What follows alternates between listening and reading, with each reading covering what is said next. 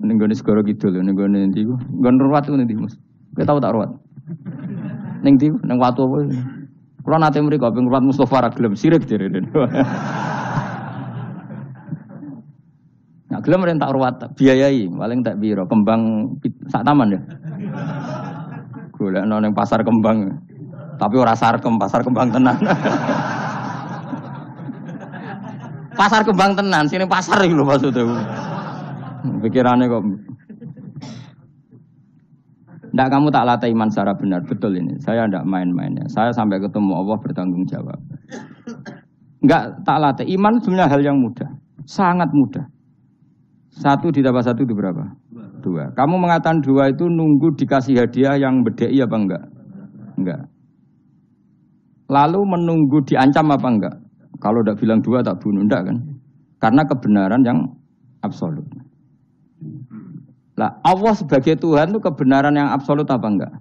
Absolut. Sehingga harusnya Allah andaikan tidak bikin surga pun kita tetap bilang Allah Tuhan. Allah tidak nakut-nakuti dengan neraka pun kita tetap bilang Allah itu Tuhan.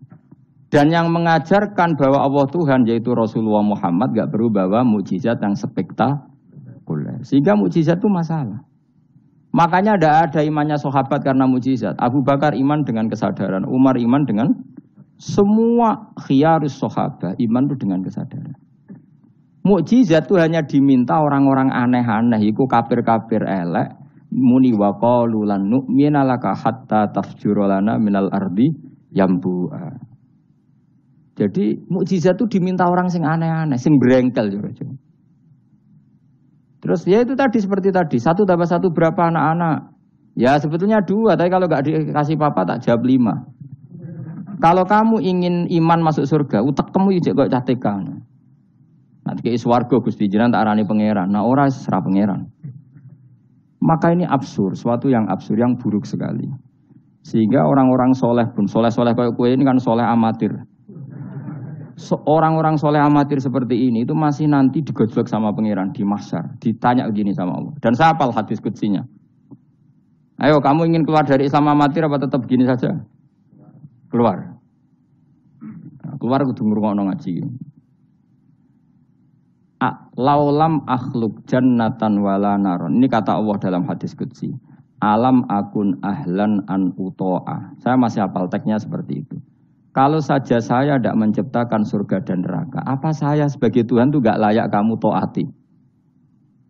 Jadi ketika orang-orang soleh amatir kayak kue ning donya sujud Gusti, darane aku pangeran nggih Gusti. Opae napa? Swarga Gusti. Pas wis kowe pede ape mlebu swarga pangeran takok, umpama aku ora gawe swarga, aku tetep arani pangeran ta ora? Terus kowe mulih Budi Gusti ya, daran jenengan pangeran itu yang penting swargane, mboten jenengane pangeran. Oh neraka kowe. Karena kita bilang 1 ditambah 1 saja 2 tanpa presentasi yang membedai atau yang uji memberi hadiah atau tidak. Karena kita bilang 2 hanya butuh kewarasan, apa? Nak kowe waras ya darani. Maka orang-orang pilihan itu malu kalau minta surga. Karena Allah tetap Tuhan. Andekan tidak menciptakan surga maupun neraka. Makanya andekan saya tidak menciptakan surga dan neraka, apakah saya tetap tidak Tuhan? Tentu tetap sebagai Tuhan. Di sini dibutuhkan iman yang kuat sehingga kita ada amatiran seperti ini. Ngapalo Quran yang mergono bonus umroh. Itu apa-apaan. Seneng Quran kok ngenteni rangsangan bonus. Kuliah gratis. Untuk jalur khusus itu apa-apaan. Kue gedeng yo keliru, wong Quran saiki berkah kok kue gedeng. Tapi kayak setuju goblok tak jamin. Kowe milih ndi? Goblok apa hasud? Pilihane loro tok. Nah, ra setuju hasud, setuju goblok. Ora terima goblok, goblok. Wong seneng Quran kok ngenteni rangsangan hadiah, seneng umroh. Quran itu kalamu kita, kalamu Robbi, ngendikane pangeran. Kok senengnya ngenteni bonus ini apa-apa? Kampungan banget. Loh, kalau kamu seneng sesuatu, coba sekarang kamu mengatakan langit indah, itu kan objektif. Ya karena langit indah. Jangan sampai kita HP ini penting enggak? Oh penting untuk komunikasi. Tapi kira awakmu, oh ora penting. Kacau kan kalau semua hukum digantungkan kepentingan pribadi. Quran itu kalamu selalu indah kapan saja. Meskipun kita tidak tahu untungnya apa kita senang Quran. Misalnya enggak tahu untungnya umroh apa enggak penting. Dari awal kita mencintai Quran karena itu kalamu Rabbi, apa? Ini kalamnya Tuhan saya mencintai dia. Saya mencintai Allah, maka yang berbau, yang tentang Allah kita cintai. Tanpa presentasi, dapat hadiah apa enggak, menghormat apa enggak. Saya sebagai orang alim juga gitu. Saya enggak peduli sama hormat saya enggak peduli. Goblok kalau saya gitu. Segoblok-gobloknya. Saya orang alim diwajibkan mulang ya mulang. Dan saya mengharap ridhonya Allah. Terus gue ngaji, gue lihat ridhanya Allah, gue lihat selesai kan? Enggak ruwet. Ojo kok gue ngaji, aku ngaji Gus Ba nak sida alim. Nak alim ra ngaji malah ra bakal alim. Ngaji saja. Lah iso alim gak penting. Saya ulang lagi ya. Saya pernah matur ini bahkan di depan mas saya sarang. Sebab itu Nabi pernah ngendikan secara ekstrim dan ini ekstrim yang baik. Tapi jangan disalahpahami, saya ulang jangan disalahpahami. Nabi pernah ngendikan gini, mangqala la ilaha illallah dakhalal jannah. Terus ada sahabat tanya, wa in zana wa in saraka yarqal wa in zana wa in saraka. Siapapun yang meyakini la ilaha illallah maka dia suatu saat pasti masuk surga. Meskipun pernah zina, pernah maling. Iya, kata Nabi, meskipun pernah zina dan pernah maling. Karena apa? Kebenaran absolutisme, kebenaran yang absolut itu tidak terkait qailnya yang mengatakan. Saya berkali-kali mencontohkan. Saya ketemu lonte di Indonesia atau di Mesir, siapa saja. Atau bandar narkoba, atau siapa saja. Tak tanya, 1 tambah 1 berapa? Kira-kira lonte jawab berapa? Tidak, jawab saja, biar sampai pinter. 2. Bandar narkoba ditanya, jawab berapa? 2. Yang di penjara KPK jawab berapa? 2. Kemudian ada rektor Al-Azhar tak tanya, 1 tambah 1 berapa Pak Rektor? Lonte sudah bilang 2, penjahat sudah bilang 2, para begundal sudah jawab 2. Terus dia karena rektor Al-Azhar, kalau saya 3. Kira-kira ini rektor geblek apa enggak kira-kira? Geblek. Kira-kira, tapi tentu itu tidak mungkin. Tetap dia pun jawab 2. Dia enggak peduli, wah saya rektor kok jawabannya sama dengan penjahat. Karena kebenaran absolutisme itu tidak pernah bergantung kamu rektor, apa kamu siapa saja. Paham ya? Sehingga dalam ikrar bahwa Allah Tuhan itu kita sama dengan lonte, dengan penjahat sama. Semuanya ikrar kalau Allah itu Tuhan. Karena kebenaran absolut tidak bergantung siapa saja. Makanya Nabi ngendikan wa in zana wa in saraka. Meskipun yang melafadzkan itu orang zina maupun maling. Karena tadi kebenaran absolut. Kira-kira lonte kamu tanya, Lombok pedes enggak? Dia kira enggak, tak jawab yang lucu-lucu biar otak sampean tuh waras. Makanya dimulai dari hal yang gampang-gampang saja. Lonte ditanya, Lombok ini pedas apa manis? Pedas. Penjahat yang ditahan KPK, Pak Prabowo, Pak Jokowi. Jawabnya sama, jangan terus kubu sebelah jawab apa. Iya ada seperti ini. Karena kebenaran ini absolut. Yang di penjara KPK bilang Lombok itu pedas, yang penjara juga. Bukan kok gini, kata yang di penjara. Lombok apa? Kata ketua KPK apa? Pedas. Oh saya jawab manis. Saya akan dendam di penjara dia. Tidak bisa. Lah aku yang Mustafa agak senang. Tetap tak arani Lombok itu pedas. Misalnya loh, ya senang Mustafa tak bully terus. Misalnya aku rasa senang Mustafa. Terus dia ini jawab Lombok pedas. Apa saya terus muni manis? Hanya nuruti gak? Senang. Itu hebatnya Rasulullah. Ketika ngendikan masalah la ilaha illallah wa in zana wa in saraka. Tapi orang salah paham terus katanya, wah ini Islam melegitimasi zina, dia semono ora ono ngono iku. Tekem gitu. Maksudnya Nabi itu kebenaran absolut itu enggak ada bedanya antara orang fasik dan orang soleh. Semuanya ikrar. Sekarang 1 ditambah 1, lonte ya bilang 2, pencopet ya bilang 2, Pak Polisi ya bilang 2, kubu sebelah ya bilang 2. Sekarang semua orang Islam sing fasik ya bilang Allah Tuhan, sing soleh bilang Allah Tuhan. Semuanya sama. Maka orang fasik pun dalam Islam enggak boleh kamu keluarkan dari Islam karena sama-sama bersaksi asyhadu alla ilaha illallah wa asyhadu anna muhammadar rasulullah. Mulane ahli sunnah berpendapat, berkeyakinan orang Islam apapun maksiatnya tetap tidak bisa dikeluarkan dari apa? Islam. Soal dosa ya dosa saja. Apa nak kowe terus dosa darani 1 tambah 1 5. Nak lonte muni 1 tambah 1 2 terus orang soleh aku tak bilang 3 biar tidak sama dengan lonte. Tidak bisa seperti itu. Maka harus dilatih terus kebenaran absolut. Maka saya bayangkan kalau saya Saya ulang lagi. Andai kan saya menyaksikan mukjizatnya Nabi memecah bulan, iman saya tidak tambah. Karena tanpa itu pun kadar kita imannya sudah full. Kenapa? Karena kebenaran Rasulullah sebagai Rasul adalah kebenaran yang absolut. Seperti saya meyakini 1 tambah 1, 2. Dikasih hadiah 1 juta itu tidak nambahi iman saya kalau 1 tambah 1, 2. Paham ya? Enggak tambah kan iman kamu. 1 tambah 1, 2. Terus kamu dikasih hadiah 1 juta. Kepercayaan kamu bahwa 1 tambah 1, 2 tambah apa enggak? Enggak kan? Karena kebenaran yang absolut. Nah itu yang dimaksud Sayyidina Ali ketika ngetikan lauku sifal ghata mastatu yaqinan. Umpama dunya iku aku semuka safah kabeh, imanku ora tambah. Ketika ditanya, apa Anda setelah di akhirat imannya tambah? Enggak, kata Sidina. Apapun iman saya tidak tambah. Maksudnya tidak tambah karena kebenaran absolut. Siapapun yang mukmin secara benar, itu imannya sudah 100%. Maka tidak akan tambah dengan hal-hal yang baru. Paham ya? Jelas? Kayak tadi, 1 tambah 1 kamu jawab berapa? 2. Itu kebenaran itu kamu imani kan sudah full 100. Kemudian yang bedai kamu, yang nguji kamu, sudah kamu tak kasih 1 miliar, sudah kamu tak kasih umroh. Iman kamu 1 tambah 1, 2 tambah apa enggak? Enggak. Karena kebenaran absolut. Maka nanti setelah saya masuk surga, tanya Allah, ha imanem tambah enggak setelah saya melihat surga?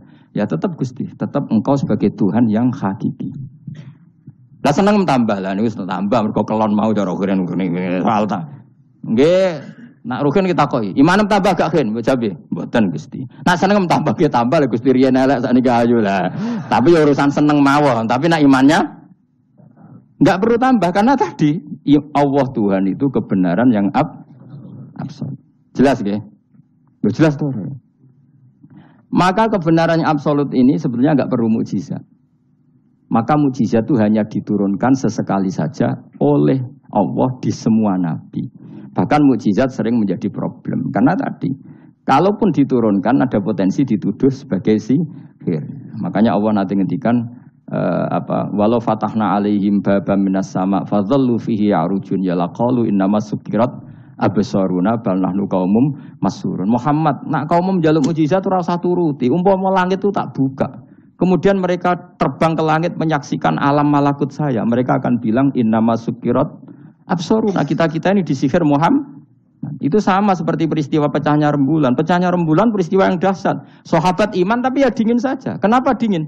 Karena sampai itu pun mereka sudah iman bahwa Rasulullah itu adalah Rasul yang hak. Karena bukti logikanya terlalu jelas. Tapi wong kafir apa ketika rembulan pecah? Iqtarubatis sa'atu wan syaqqal qamar wa iyyaru ayata yu'ridu wa yaqulu sikhrum mustamir. Tetap dikomentari itu sebagai sihir. Tapi sahabat sebelum bulan pecah sudah iman. Karena sahabat otaknya waras. Jelas ya? Jadi mukjizat itu tidak diperlukan sebetulnya. Maksudnya tidak diperlukan dalam konteks iman. Karena tanpa itu pun para sahabat, para khiyarun nas sudah iman. Makanya agama ini liqaumi yaqilun bagi yang punya akal. Bukan liqaumin sing yasyadunal mukjizat bagi kaum yang menyaksikan mukjizat. Waras ya? Jelas ya? Jelas ya. Mulane sebenarnya orang masar itu, aku mau swarga warga, mereka mau ijek takoki pangeran. Munggo aku ora gawe swarga, aku ijek pangeran ta ora. Terus kowe mikir sik. Bahaya. Berarti aku dadi pangeran mbok pikir sik, kecuali kowe tak kei swarga, kan tak takoki pangeran ngono kuwi. Itu ibarat Pak Guru tak jawab 2 asal kamu kasih hadiah. Ya, nah ndak tak katakan 3, itu utek. Allah tetap sebagai Tuhan meskipun enggak menciptakan surga maupun neraka. Karena ketuhanan Allah adalah absolut. Makanya Allah sering ngendikan dzalika bi anna Allaha huwal haqq wa anna ma yad'una min dunihi wal batil wa anna Allaha huwal aliyyul kabir. Allah selalu punya sifat abadi bahwa Dia zat yang hak. Yang lain menolak Allah adalah barang batil. Hak akan selalu hak, enggak butuh pendukung, enggak butuh apa-apa. Karena hak itu berdiri sendiri. Makanya Allah mensifati dirinya Al-Hayyul Qayyum, yang berdiri sendiri. Jelas ya? Lah iman-iman kita ini iman-iman yang amatir. Pemenang ngaji kiai-kiai sing setengahane ya cung yo pokoke maca istighfar swarga, istighosa swarga. Kamu jangan maksa saya ngaji seperti itu. Karena yang ngaji seperti itu sudah banyak. Atau ngaji model wong alim ya maksudnya. Ya tadi model ini. Makanya kena niru aku ya terus alim.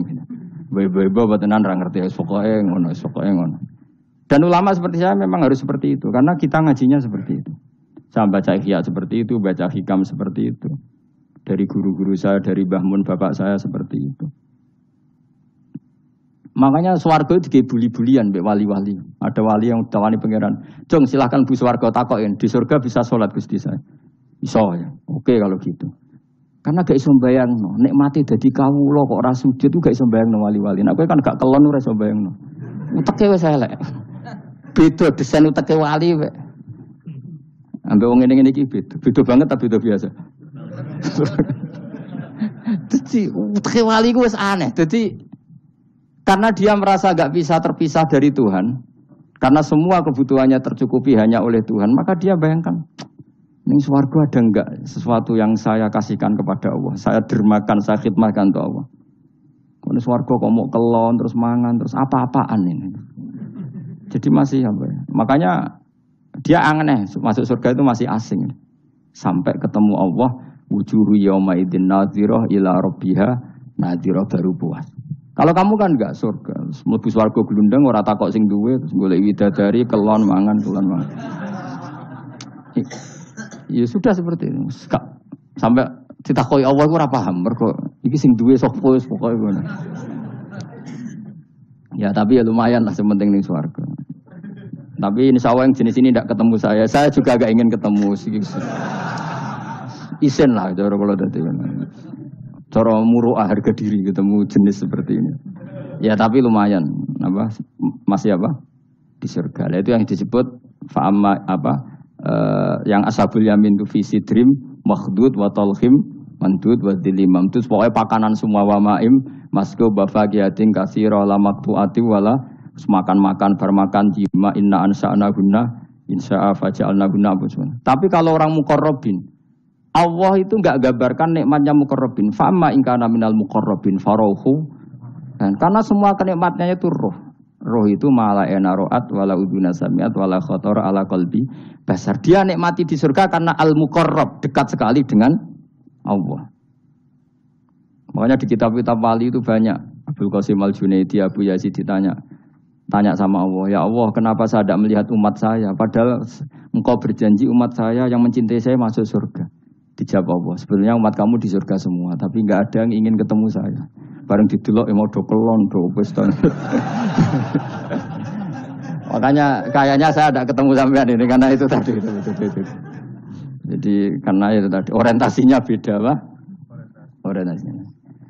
Tapi tetap swarga ya. Swarga. Mbahmu tapi milih. Kudu ngamal enak wis mbrono.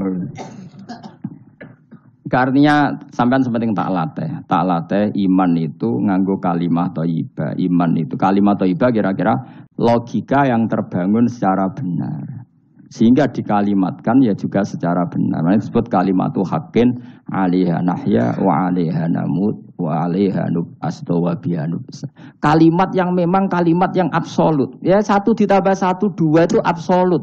Ketuhanan Allah lebih dari itu, sangat-sangat absolut. Maka kalimat ini pula yang kita berani hidup juga kita berani mati. Dan insya Allah dengan kalimat itu pula kita nub'ats insyaallahu minal amin. Ora kok sithik-sithik kalimat hamin swarga jalukamu mbahmu. Swarga ya jaluk kadang-kadang ae. Kula istighfar nggih jarang jaluk swarga. Ya kadang-kadang ae. Kita minta bahwa kalimat ini menjadi kalimat sing abadi. Sementing mati husnul khotimah. Dalam keadaan meyakini kalimat itu. Meskipun ya mau ke tetap walimu wali amatir mau. Gak apa-apa lah amatir lah nak wali. Ya tadi karena semua orang mukmin itu wali. Allahu waliyul ladzina aman. Engko nak wali tenan maknane waliyun ku kasihane pangeran. Nak ora wali tenan sing disakeni pangeran. Engko iso urip mergo disakeni napa? Ini penting saya utarakan. Sekarang tuh banyak orang yang enggak pernah ngaji khatam. Jadi senengane ku paket swarga. Al-hajjul mabrur laisa lahu jazaa'un illal jannah. Iku ngambil gaji BRI, anggerono wayai BRI, BNI ra, angger ben setor ning BRI Al-Hajjul Mabrur la jazaa'un ilal. Kula nggih mun kaji ta ora tau dalil iku. Sing ora kelar kaji kan yo sak agem. Kula beberapa kali ngelepas tiang haji. Sakniki do ora jarang njaluk kula, mergo do mangkel menawa. Mergo kula anggere nglepas wong kaji ngeten. Kula niku termasuk wong jujur. Jujur banget kula nak bab ilmu. Mungkin perilaku saya jujur sampean, tapi nak ilmu jujur kula. Padahal wong mlebu swarga lewat amal, mbek ilmu cepet sing lewat ilmu. Amalan ora cukup gue cepet-cepetan mlebu swarga. Tanpa ilmu kan amal tuh ditolak, tapi ilmu tanpa amal tetap sebagai ilmu. Makanya termasuk fadhailul ilmu itu bisa berdiri sendiri tanpa amal. Tapi kalau amal enggak bisa berdiri tanpa ilmu. Saya kalau ngupas orang haji itu bilang gini, karena yang datang itu ya banyak yang enggak haji atau enggak mampu haji. Dia niki nak dongakno dadi kaji mabrur walese swarga. Sing mboten kelar kaji dongakno salate iku nggih mabrurah, salat sing ditampa nggih mlebu swarga. Sing ngrumat anak ikhlas nggih swarga. Sing kere ikhlas nggih swarga. Sing syukur mergo tanggane kaji meskipun ora kelar kaji tapi melok seneng koyo senenge sing haji nggih swarga. Muga alamate wong mukmin seneng nak dulure seneng. Akhirnya sing kaji kan kecewa, perkarane ora fokus muji dekne. Mulane terus ra diundang meneh kan kira-kira gitu. Tapi aku malah beneran kan hisabku ringan. Daripada aku mentale model mubalek, haji ku fadilah ngene-ngene, ne multazam, masyaallah. Nek Hajar Aswad muni manu, masyaallah mergo disangoni sing order. Tapi dekne gak mikir ning mburi wong do nangis perkara nih ditakdir gak kelar kaji. Gawe ngenese wong fakir dosa dul-dul paham. Niku kudu di ngajekno meneh. Mergo sing nyangoni iku dadi dipuji-puji. Enggak boleh ulama seperti itu. Nak mubalek oleh, nak ulama enggak boleh. Mubalek ulama kan kelasnya beda, napa? Mubalek sing alim maksudnya. Sing alim menawa ya kembar lah, mesti kayak. Karena kita punya etika. Coba yang miskin semua umat Islam, semuanya ingin haji, tapi enggak kelar haji. Kok mbok dalili fadilai haji, fadilai multazam. Yo nangis malangan, Mas. Mulai kula sira santai. Ya ibu-ibu sing ngrumat anake sabar senajan to anake rewel nggih swarga. Bapak-bapak sing ngrumat bojone rewel nggih swarga. Sementing syaratnya rewel lan sabar aku niku. Nak sabar tanpa rewel belum teruji kata saya. Jadi syaratnya bojo sabar kudu apa? Rewel. Syaratnya wong wedok sabar sing lanang kudu fakir niku tak itu. Itu. Kalau kamu jadi ulama harus seperti itu. Zaman Nabi Sugeng ya seperti itu. Nabi itu kalau ngitung ahli swarga itu banyak sekali. Ana wa kafilul yatim kahataini fil jannah. Sing rumah yatim kahataini fil. Ada seseorang yang pendosa sekali melihat anjing kehausan dikasih minum lalu dia menjadi ahli surga. Ada seseorang lewat ada duri di tengah jalan disingkirkan takut kena orang mukmin juga menjadi ahli. Itu nyebut ahli surga itu sampai berpuluh-puluh, mungkin beratus-ratus. Sehingga semua sahabat itu menekuni amal yang dia ditakdir di situ. Pengajar manusia kebaikan surga, yang belajar kebaikan gak sampean surga. Semuanya. Sekarang enggak, karena yang order wong kaji. Masya Allah haji ku, masya Allah. Mulai, kalau bolak-balik kurang ngoten niku. Kalau kadang bagian donga. Batin wong kok ngene. Nanti kayak duit pena mulai batin malah ngerame itu. Saking mangkalku. Tapi semenjak saya yang bagian ngisi seperti itu, saya ingin balik daerahku rawani kan. Bahaya wilayah Gus bah akhirnya ya. Wilayah angker ini. Nah, akhirnya nak ngelepas wong kaji ge dongakno hajine mabrur sing mboten kaji ge mugi-mugi ibadah ditampa srawani ngomong liyane. Tak semprit nek agak ngono. Karena Allah menyebut kebaikan itu banyak. Coba, kenapa hadisnya hanya al-hajjul mabrur laisa lahu jazaa'un ilal. Memangnya ada hadis ana wa kafilul yatim kahataini fil.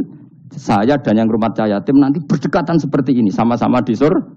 Itu lebih keren lagi, bukan sekedar masuk surga tapi berdekatan dengan Nabi. Kalau sekedar masuk surga bisa beda kelas.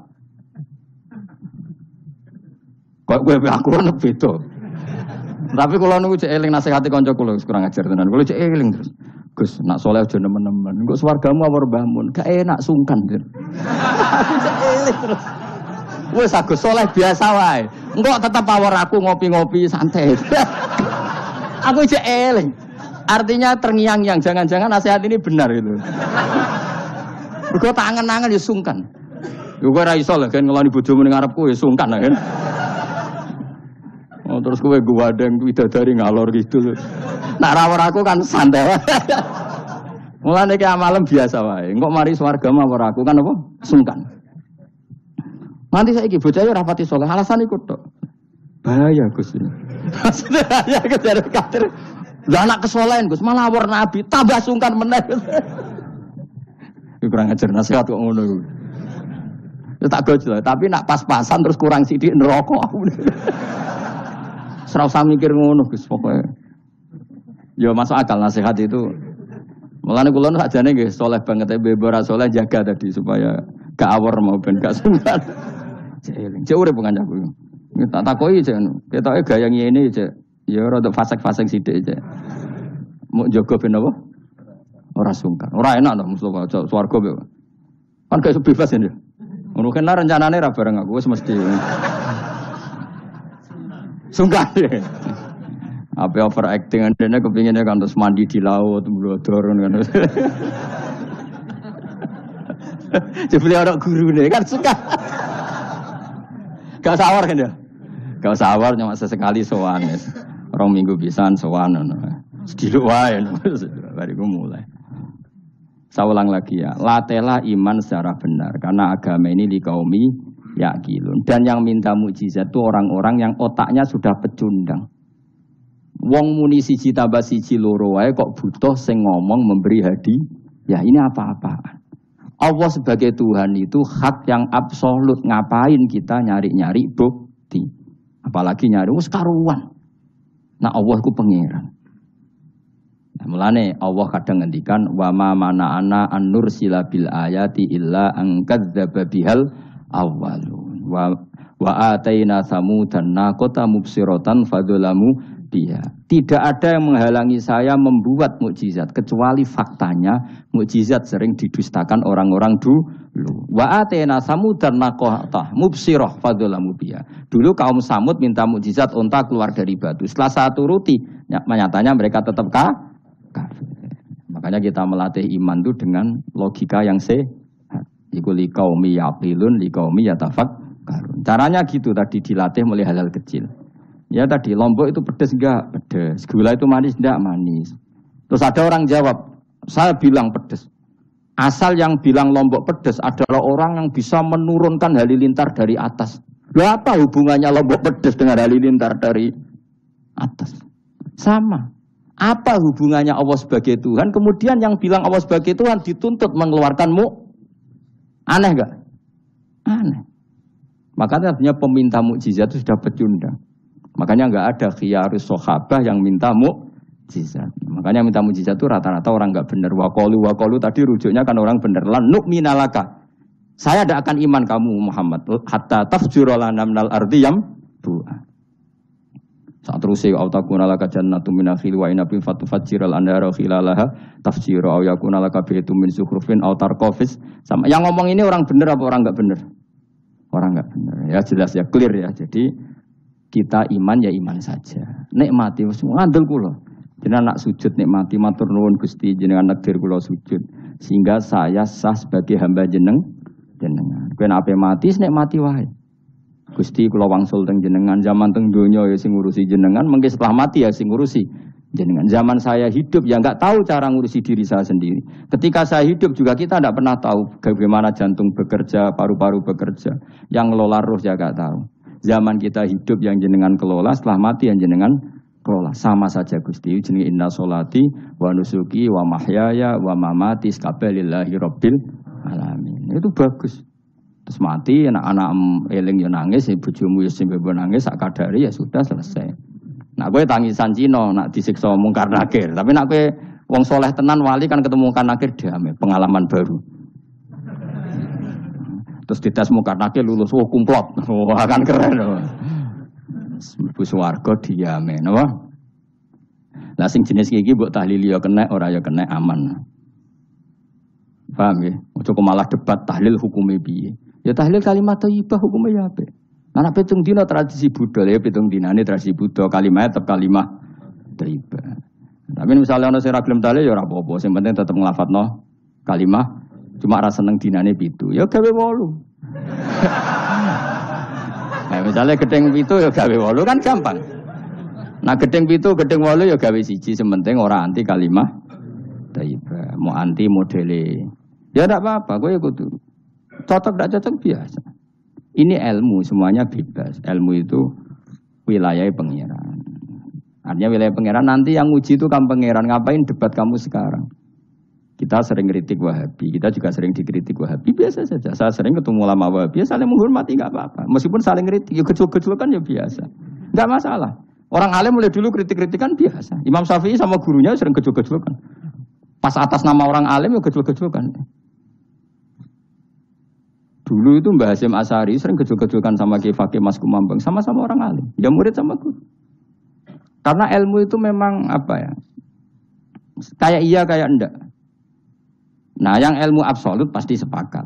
Misalnya tadi, apakah lemah taibah itu selalu baik? Pasti selalu baik. Ya sudah. Nah, nanti cara kaifiyah melafatkan itu orang yang bisa berdebat. Baiknya dilafatkan kapan ya? Ya baik terus. Tapi selalu ada pantangan. Misalnya di kamar mandi. Saat jima misalnya. Itu kan pantangan-pantangan secara etika. Apa? Pantangan-pantangan apa? Tapi kalau ilmu sebagai ilmu itu biasa dulu. Ulama-ulama berbeda itu. Kalau gejol-gejolkan ya ulama dulu itu lucu. Misalnya sama tak beda, andai kan kamu jadi kiai. Kira rara-rasan jadi kiai. Baik mana anak-anak kecil di waro kamar wong tua apa dipisahkan. Andai kan kamu punya pondok, milih mana? Anak kecil disamakan kangkang besar apa dipisah? Mas jawab, ki milih ndi? Di warna apa dipisah? Dipisah. Nah, oke, dipisah. Lu akeh sing dipisah. Ada yang bilang di warna. Kalau di warna itu memang kalau dipisah itu resikonya sing kecil mentali cilik terus mergo ora ono sing didik sing tuwa. Nak di warna kadang sing cilik, sing tuwa kan suwaya rabi men bakas rabi, cilik katut bakas rabi bahaya. Utawa swali sing cilik melok main game, sing tuwa melok main game mergo katut cah cilik. Lha iku jenenge istihad, sama-sama apa? Sama-sama apa? Mungkin. Sehingga dulu itu pernah ada wali itu karena sholat jamaah itu di shaf akhir. Yang shaf awal wali karena sering shaf awal. Yang shaf akhir ya ada yang jadi wali. Yang shaf awal gak terima. Kenapa kamu jadi wali padahal kalau sholat di shaf akhir? Jawabnya, saya itu malu sama Allah. Kok kepedean betul kok di depan. Tapi gak jadi niru ya. Gimana cerita ya? Cek pede ini. Enggak ngarep. Karena dia di belakang motifnya itu tidak males. Tapi motifnya itu apa? Tawaduk atau malu, dia jadi wali. Nah, aku kan bergomales panjang. Atau moh rohimami tadi. Iku semari wali-wali. Saya nggak ngarep. Kadang ambisi ngimami, bodoh dene malah repot meneng. Jadi dulu ilmu itu biasa. Orang Maliki itu nak gojlok orang Hanafi itu yontek ngame. Orang Hanafi kalau gojlok Imam Malik itu yontek ngame. Ya biasa dulu itu ilmu. Ya biasa. Misalnya gini sampai tak bedai. Tidak jawab saja jujur. Rasulullah itu puasa Senin Kemis selalu apa kadang-kadang dalam semua riwayat. Kadang-kadang. Sesuatu yang kadang-kadang dilakukan Rasulullah itu akan sunat terus apa sunatnya juga kadang-kadang. Ayo jawab saja. Wah, akeh sing sarap ya. Rasulullah itu puasa Senin Kemis itu kadang-kadang apa terus? Kadang-kadang. Ini sudah masih benar. Sesuatu yang pernah dilakukan Nabi kadang-kadang itu menjadi sunat terus apa sunatnya juga kadang-kadang terus. Nah sekarang ini sebetulnya hadis kunut itu semuanya sepakat. Rasulullah kunut itu ya ahyanan kadang-kadang. Nah sesuatu yang pernah dilakukan Nabi kadang-kadang itu akan menjadi sunat terus ila yaumil. Maka Imam Syafi'i milih kunut terus. Abu Hanifah enggak. Bahaya kalau sunat kok dilakukan terus nanti dikira wajib. Sehingga Abu Hanifah tidak kunut. Dan itu ya biasa ketemu gitu. Imam Syafi'i kalau sholat di Masjid Abu Hanifah itu tidak kunut. Ketika ditanya ikroman di hadal madhab, saya menghormati madhab. Orang Hanafi kalau main ke rumahnya Imam Syafi'i ya kunut ya biasa dulu. Sekarang kunut dan kunut jadi politik identitas. Ini kunut sebelah ini mesti. Yang tidak kunut sebelah yang dulu itu enggak. Saya sampai sekarang nggak pernah tahu kunut itu tradisi ormas mana. Sampai sekarang nggak ada tahu. Karena saya orang alim tahunya kunut madhab Syafi'i, nggak kunut madhab Hanafi. Dan itu sebelum tahun 12 dan 26 mazhab itu. Sudah tahu toh maknanya? Mazhab itu sebelum tahun 12 dan tahun 26. Jelas? Kok orang paham? Jadi dulu lama ya biasa perdebatannya gitu. Apakah sesuatu yang pernah dilakukan Nabi secara ahyanan itu sunat terus apa sunatnya juga ahyanan sekali tempo. Jawabannya apa? Terus. Tapi kalau terus bahaya nanti yang sunat dikira wajib. Nah, yang berpikir gitu Abu Hanifah, yang berpikir terus Imam Syafi'i. Ya sudah, akhirnya jadi seperti ini. Dulu itu nggak jadi politik identitas, saling menghormati. Imam Syafi'i itu Abu Hanifah sudah kabundut. Pernah sholat di masjid Abu Hanifah tidak kunut. Ketika ditanya ikroman lihadzal madhab, saya menghormati madhab ini. Entah angen-angen nak kunut terus nggak dikira wajib. Orang-orang Hanafi kalau ke rumahnya Imam Syafi'i di komunitasnya juga kunut. Ya sudah biasa dulu seperti itu. Makanya kita ini harus ngaji. Dulu itu biasa ulama gejol-gejolkan perkara madhab kayak yang saya contohkan tadi. Orang yang membatalkan puasa lewat jima itu kan sanksinya berat. Sanksi ini karena jima, apa karena hadku hormati Ramadan biwiri usrin syar'iyin, merusak kehormatan Ramadan tanpa uzur syara. Cara Imam Malik karena merusak Ramadan tanpa uzur syara sehingga gak jima pun hukumnya sama. Yaitu misalnya makan tanpa uzur, ya hukumnya sama. Kenapa sama? Jima istri hukumnya apa? Halal apa haram? Halal. Makan halal. Maka kalau itu kamu lakukan fina hari Ramadan, siang-siang Ramadan tanpa uzur syara, maka sanksinya sama-sama berat karena dianggap melecehkan kehormatan Ramadan. Cara Imam Syafi'i enggak, jima sama makan mulai dulu beda. Kamu makan wajib mandi enggak? Enggak. Kalau jima wajib. Kan beda. Ya beda itu enggak sama. Ya sudah, Imam Syafi'i memberi sanksi berat untuk jima, untuk makan tidak. Wong padha pintere kan yo penak. Penak kan? Sing ora penak iku padha gobloke, padha sok pintere. Lah iku debate ra barbar iku. Padha gobloke, nak debat padha sok pintere. Wis naudzubillah min dzalik. Kulo nek debate wong malah kudu guyu. Malah melok goblok, ngrungokno tok iku malah melok goblok. Wong debat agama kok gak ono referensi, ra ono kitabe. Amen muni menurut saya. Memangnya Anda penting dalam wali ora, ulama ora kok debat agama menurut. Memangnya Anda mujtahid? Kudune gak menurut kitab yang saya baca dalam mazhab Syafi'i kitabnya ini begini. Sing sitok bantah dalam mazhab Maliki kitabnya ini. Wah itu keren. Aku teko ning majelis ini. Debat menurut saya. Memangnya Anda siapa? Nabi ndak, wali ndak, ulama ndak? Kok mau agama menurut Anda? Wis wargane ora mesti kok ape. Makanya dibiasakan pakai referensi, pakai sanad. Agama ini butuh sanad. Inna hadzal ilma dinun fanzuru amman ta'khuduna dinakum. Lihat di muqaddimah Sahih Muslim. Agama ini ilmu, ilmu ini agama. Maka lihatlah ilmu itu kamu ambil dari mana?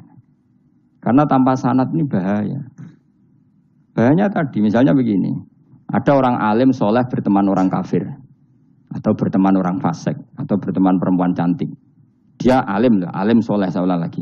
Ada orang alim soleh berteman perempuan cantik, atau orang fasik, atau orang kafir. Pasti di hatinya satu. Wong ayu nak dikancani wong fasik, engkau malah melakukan hal-hal yang tidak terpuji. Nak dikancani wong alim, syaratnya soleh, saya ulang lagi. Dibina dijak ngaji, diarahkan yang benar, terus dinikahkan sama orang soleh. Ternyata pertemanannya hanya proses ngantar wong ayu tadi baik dan bernikah sama orang soleh. Berteman orang kafir ya dia mengajarkan hujah-hujah argumentasi Islam. Jika suatu saat berharap menjadi Islam. Tapi orang liberal melihat itu bukti bahwa agama itu bebas. Wong alim nyatane kancanan wong ayu, wong kafir, gak masalah. Itu pilihan mbahmu. Ini beda sama-sama cara zahir kancanan orang fasik, tapi asal orang soleh itu motifnya itu beda. Saya misalnya orang kaya, ada ulama kaya, itu senengannya blonjo, sampai bojone itu marah-marah. Saking parahnya ulama ini kebetulan keluarga saya, ini anaknya mulai itu anaknya kon golek utangan. Padahal nilai anaknya pertama berangkat dari rumah itu bawa uang, mau ngirimi anaknya di sarang. Itu orang Jawa Timur, kiai alim. Roh bakul kacang ning bis gak mentolo ditukoni. Roh bakul mainan saake wong tuwek lak ditukoni. Walhasil tok sarang ku duwe entek. Tapi gowo mainan, gowo kacang putu-putu. Saake jare. Sama-sama belanja. Dekne niate nyebar rahmate Allah. Saya pernah ngalami itu meskipun di ada skala yang ekstrim. Saya sampai sekarang anak saya mulai TK, SD tak sangoni terus. Kadang beli jajan yang dia sama sekali gak doyan. Dulu ibunya yang marah sebelum murah dipangan kok dituku Gus. Ya masih ora dipangan bakule tetep seneng. Butuhe bakule iku payu ora kok dipangan ta ora. Tapi utek-utek medhit ngene kan pikirane kan. Nara dipangan aja tuku ya sakake bakule ndonga supaya laris.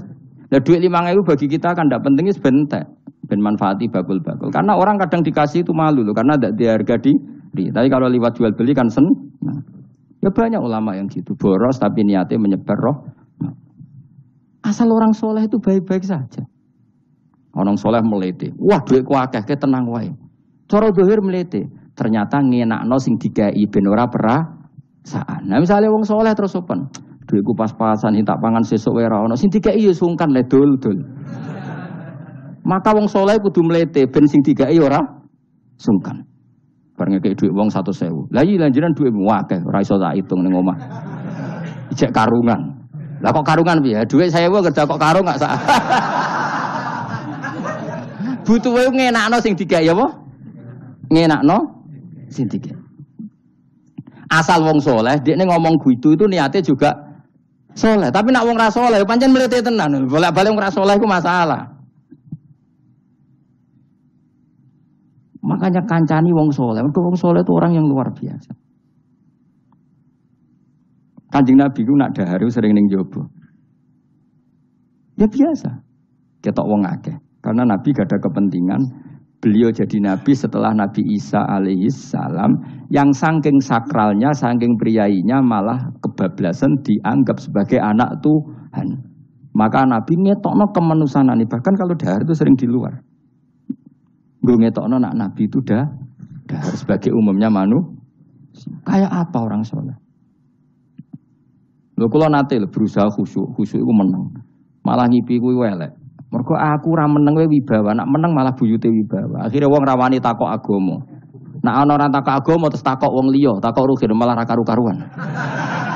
Tapi baru kayak aku sering guyon gejlokan orang berani tanya.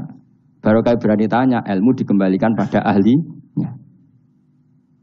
Jadi wong soleh ku ngomong terus yo barokah, saenake yo barokah, asal dekne soleh alim, barokah terus. Tapi nak wong ra saleh goblok ibu-ibu meneng ben wibawa. Nak ibadah anggap wali terus akeh sing sowan innalillahi wa inna ilaihi rajiun. Aneh-aneh wae. Modus yo jenenge apa? Lho iya. Kayak kasus di Probolinggo andekan wong ra jubahan niku ora ono sing percaya. Dia dipercaya karena modus apa? Kesalehan. Umpama dekne nganggo kathok seprapat terus pahpon ning pasar, ayo aku bisa gadakan uang, percaya ta ora? Baru kayak jubahan ibu-ibu soleh.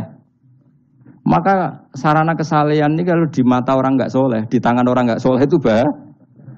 Makanya kata ulama, kata Imam Haromen, kena arah alim, urip biasa wae. Aja sampai kowe terlalu khusyuk terus nak ngomong dindel, padahal keliru ngomongmu iku. Mergo anti L. Mas bener kok sampean ini bener.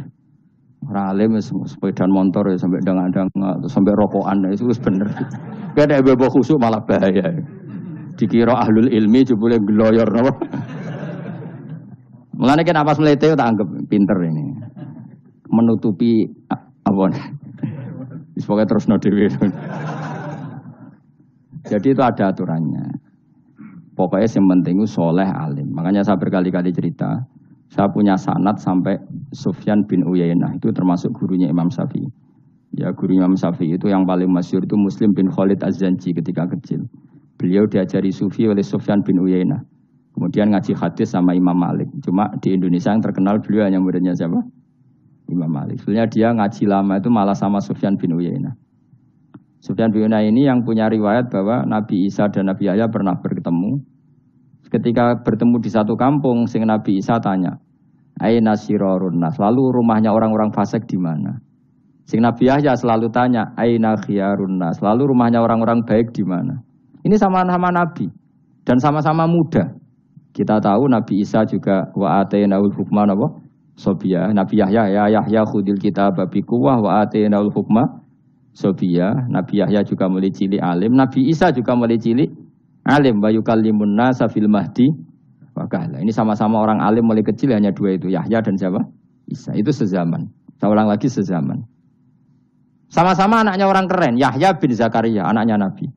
Isa bin Maryam adalah wali besar nasabnya. Akhirnya Nabi Isa yang mulai tanya, Lima ada tas'al aina khiyarun nas. Kenapa kamu tanya rumahnya orang-orang baik di mana? Kata Nabi Yahya, kumpul orang soleh itu enak, nyaman. Ya kan nyaman kan kumpul orang soleh, tidak ada narkoba, tidak ada kegaduhan, tidak ada berisik.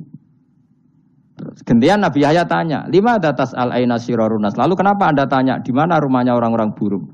Terus kata Nabi Isa, anan Nabi, saya ini Nabi, biman zilatit tabib. Ibarat dokter, udawil mardo. Maka saya mengobati yang sakit. Kalau Anda seorang dokter, nyari sampling penyakit, nyari di endemik daerah penyakit apa daerah sehat? Penyakit. Ya tapi kalau kamu takut ketularan, nyari daerah sehat apa daerah berpenyakit?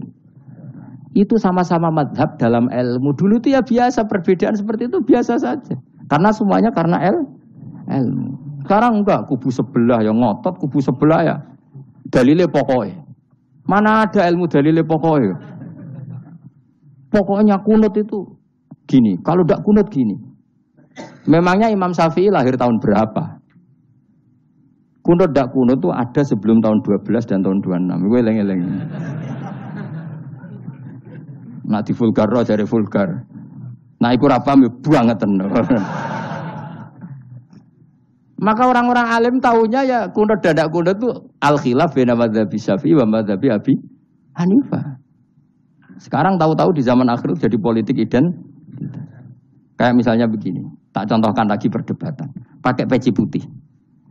Gus Naji itu putranya Mbah Mun, meyakini pakai peci putih itu sunat sehingga santrinya pakai peci putih. Mbah saya Ki Hamid Pasuruan juga pakai peci putih. Santri Sidogiri semuanya pakai peci putih karena putih itu sunat ya sudah pakai peci putih. Jadi kalau Mbah Mun itu santrinya nggak boleh pakai peci putih, haram kata beliau. Kata beliau, cung kaji nih wong desa-desa nganti adol Tegal, adol sawah. Mbok saingi ketu 5.000. Kata beliau. Nglarakno atine wong dosa apa haram? Dosa, Mbah. Lah yo iku dosa, mulane haram. Sehingga takannya akan santri sarang semua. Nggak ada santrinya Mbah Mun pakai peci putih, kecuali yang sudah kaji. Karena pikiran beliau itu menyakiti orang katanya. Karena kaji ini adol Tegal disaingi 5.000. Tapi Mbah Mun sebagai orang alim yang membiarkan pondoknya Gus Naji pakai peci putih. Mbah Naji juga membiarkan ketika pondoknya Mbah Mun pakai hitam. Makanya saya keterusan peci. Saya itu sudah kaji, tapi karena saya mulai dulu nggak pernah pakai peci putih terus keterusan sampai sekarang. Tapi suatu saat aku juga nganggukan kan, entah kapan suatu saat. Jadi aku soal Nabi ya keturunan ireng, keterusan diharamno terus kebablasan ini. Itu logika istihad. Sama misalnya khasnya ulama itu pakai jubah, pakai apa? Ya sudah itu khasnya ulama. Terus kayak misalnya neng parkiran macak ngono, alasannya anut ulama. Kira-kira menyinggung orang apa ndak kira-kira? Kue kelakuan cek ra karuan jubah sunah Rasul terus kene parang tritis delok wong macem-macem. Coba, kacau gak? Elek-elekin nasab apa enggak? Boy orang itu mikir, jadi karena ada selalu masalah ijtihadiyah. Abdullah bin Mas'ud dulu itu kalau sholat, itu gak pernah pakai baju resmi. Seringnya pakai sarung tok, kadang gak pakai baju. Ketika ditanya, kamu ashabu Rasulillah, kenapa sholat dengan cara seperti itu? Terus beliau ngendikan, wong ben roh nak standar minimal sholat seperti ini. Kalau saya sholat selalu pakai pakaian sempurna, nanti dikira itu aturan fardu. Dan umat menjadi berat. Sampai seperti itu ulama menjaga konstitusi. Bahwa yang penting dalam sholat adalah satrul aurah. Zaman itu sudah sahabat dan tabi'in, karena Nabi sudah wafat, itu sudah pakai pakaian lengkap. Tapi Abdul bin Mas'ud tiap sholat di masjid, dia menunjukkan pakaian paling tidak lengkap. Jadi pernah beliau sholat itu hanya pakai sarung, terus diikatkan di lehernya. Ketika ditanya, dulu kita dengan Nabi pernah sholat seperti ini. Akhirnya ulama menjadi tahu, nak ngono sholat paling pokok itu nutupi mabena surah war. Andai kan tidak ada cerita Abdul bin Mas'ud, mungkin dikira sholat syarat sahnya ya seperti itu. Maksudnya pakai jubah terus, pakai pakaian begitu terus. Barokahnya Abdul bin Mas'ud orang tahu standar minimal. Jadi kalau ulama itu motifnya seperti itu. Rasulullah kira-kira senang qiyamul lail apa enggak? Senang. Tapi beliau qiyamul lail di masjid hari keempat, hari kelima sudah tidak keluar ke masjid. Karena Nabi kalau selalu melakukan nanti dikira fardu. Tapi kalau enggak melakukan nanti orang enggak qiyamul lail. Maka Nabi pernah melakukan ya pernah tidak. Ya sudah, itu konstitusi dalam tradisi ulama. Jelas ya. Saya sholat di pondok saya sendiri sering jadi makmum. Karena semua kiai sudah jadi imam. Nanti dikira syarat sahnya imam itu kiai. Repot. Makanya saya tunjukkan kiai juga boleh jadi makmum. Andai kan semua kiai jadi makmum, saya nanti jadi imam. Ya semua ulama mulai dulu tradisinya gitu. Karena yang dikatakan fardu kifayah itu kalau sudah ada yang melakukan, yang lain tidak usah. Biar seimbang. Sekarang enggak do geruduk kabeh. Makanya terus kacau. Coba sekarang misalnya gini. Andai kan semua orang melakukan kebenaran kesunatan, yaitu misalnya semuanya ambisi itikaf di masjid. Terus tidak ada orang melakukan kebenaran ngrumat yatim, ngrumat jenazah, ngrumat jalan-jalan raya, kan kacau. Mergo semuanya satu variasi kebenaran itikaf ning masjid. Cah yatime sedang do mati, mergo do itikaf kabeh. Tapi baru kaya ana sing itikaf ning perapatan, nek ana wong tiba iso nulung, nek ana wong kesasar iso takok. Baru kaya wong sing itikaf ning perapatan. Sayange to bidung-bidung barang ku sayange. Sakjane niat itikaf ku sah. Nawaitul iktikaf linusratit thoriq. Niat ingsun iktikaf nulungi dalan ben nek ana wong butuh. Coba sekarang, orang yang kecelakaan, pertolongan emergensi orang yang iktikaf di jalan apa yang di masjid? Di jalan, barokahnya banyak, itu tim SAR gratis. Umpama do niat soleh kabeh bumine pangeran, sah mbok iktikaf. Mulai sesuk gak apa-apa, iktikaf ning perapatan. Tapi buktikan kamu tidak berbuat macam atau tulisi relawan orang tersesat. Jadi ajane kebaikan itu ada di mana-mana. Makanya Nabi menyatakan kebaikan, orang itikaf jadi katakan Nabi baik. Orang yang jalan-jalan kemudian ada duri disingkirkan juga disifati Nabi orang baik. Orang yang rumah yatim disifati Nabi orang. Bahkan orang yang hubungan intim dengan istrinya sama Nabi ya disifati orang baik. Sampai sahabat tanya, masa urusan gitu dapat pahala ya Rasulullah? Loh iya, andai kan itu sama orang lain kan malah dosa. Berhubung sama istrinya maka dapat pahala. Kayak apa Nabi ngitung kebaikan sekian banyaknya. Tahu-tahu di zaman akhir kubunya saja yang baik. Ini apa-apaan? Ini iskal deh. Yo marah ini, yo tobat. Kebaikan adalah sesuatu yang dikatakan Allah baik di kubu kita maupun di kubu sebelah.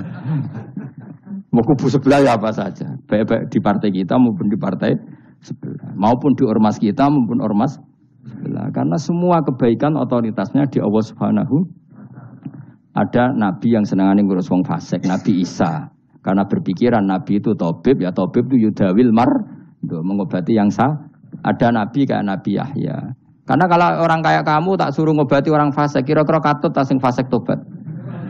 Cara rohin tak cul ngobati wong wayu, kira-kira sing katut sapa? Sing ayu dadi ngaji apa sing ngaji dadi. Ya ukur dhewe, nak ora kuat niru Nabi Yahya, nak kuat niru Nabi Isa. Tapi kowe ora nabi masalah. Ya sudah, yang penting roh ilmunya. Bahwa dulu itu biasa. Paham ya? Makanya Sayyidina Abu Bakar jadi wali karena akhlaknya baik. Tapi akhlak baik itu tidak cukup untuk melindungi Rasulullah. Karena ketika Nabi diteror, Abu Bakar tidak bisa berbuat banyak. Sehingga ketika Abu Bakar sudah Islam, Nabi itu masih sembunyi. Sampai ketika lihat Umar gelut di pasar Uqad, dia petarung yang menangan, Nabi berdoa, Allahumma aizal Islam bi Umar. Semoga orang seperti ini itu masuk Islam. Karena ini rapati butuh sopan, ini butuh petarung. Tenan, Umar masuk Islam. Masuk Islam hari pertama sudah Abu Jahal ditotok rumahnya. Kamu kalau ganggu Rasulullah Muhammad tak bunuh kamu. Semua orang diparani. Akhirnya bersamaan dengan itu ada khitab fasda bima tu'mar. Akhirnya Nabi berani dakwah secara ala niatan. Barokahnya mantan preman. Jadi kebutuhan Islam banyak. Butuh orang sopan, butuh petarung, butuh macam-macam. Butuh wong lomo, butuh wong fikih sabar itu sakit. Tidak usah ditambahin. Karena jumlahnya sudah overload yang fikir itu. Itu rasa diproduk sudah masif. Sudah. Jadi orang kok kalau gedeng fikir, maksudnya jumlahnya sudah banyak. Jadi kayak apa kearifan Rasulullah? Makanya Abu Bakar pertama jadi khalifah. Ketika beliau mau wafat, itu nunjuk Umar jadi khalifah. Coba. Padahal beliau wataknya lemah tapi menunjuk orang yang sangat kasar, yaitu Sayyidina. Karena beliau insaf, tidak semua kebaikan terwakili oleh orang berakhlak. Kadang kebaikan terwakili orang yang tegas. Kayak Sayyidina, kayak apa insafnya para sahabat. Iya toh, kalau di internal akhlak itu baik. Tapi kalau di eksternal ngadepi orang nakal, yang baik itu orang tegas. Coba misalnya ada preman di perapatan, mau ganggu kiai, ikut di santri sopan mau diluk, pusing kan? Tidak di semua santri kayak Rogen mantan preman, ayo gelut. Oh, mati orang ninggal popo.